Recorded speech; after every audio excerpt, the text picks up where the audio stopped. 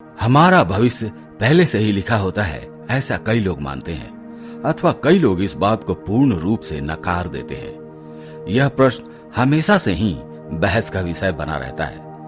कहा जाता है कि जैसा हम इस जन्म में करते हैं, वैसा परिणाम हमें अगले जन्म में मिलता है, जो कि कुछ हद तक सही भी है।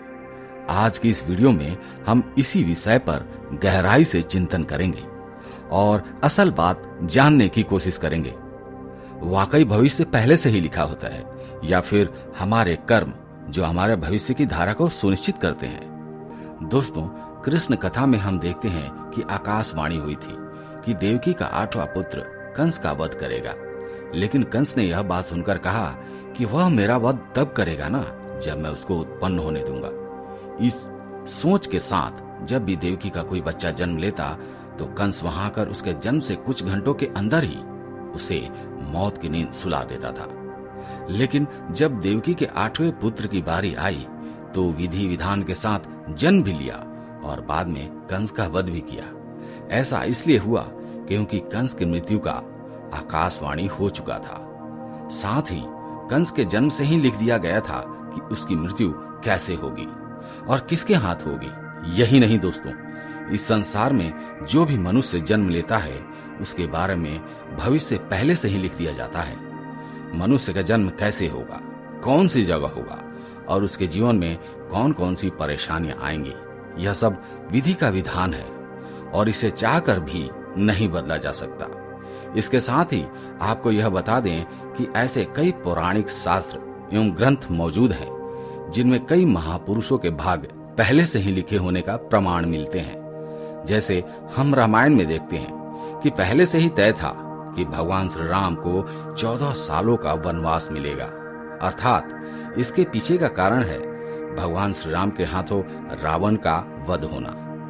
आप ही सोचिए, अगर माता कैकेयी मंथरा के बहकावे में नहीं आती तो श्री राम को 14 साल का वनवास कैसे होता, और अगर वनवास नहीं होता तो फिर रावण का वध कैसे होता। यह सब पहले से ही लिखा जा चुका था। इसी तरह हर प्राणी का भविष्य लिखा जा चुका है।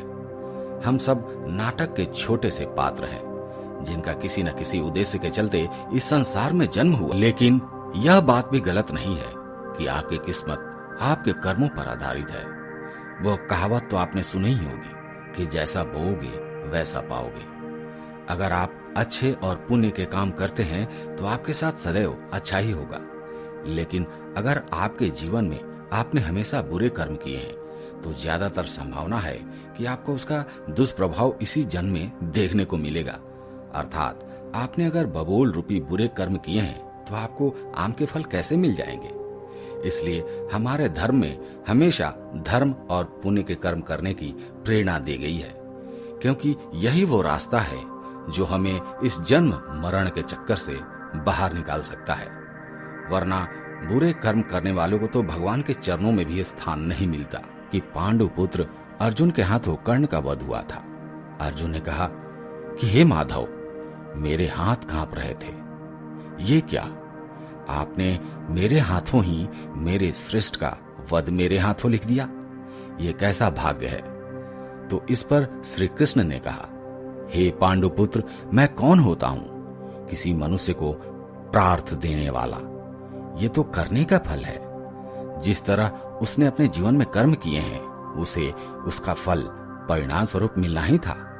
और हाँ, जीवन में किस स्तर पर फूल मिलेंगे या कांटे, यह मनुष्य खुद अपने कर्मों द्वारा तय करता है।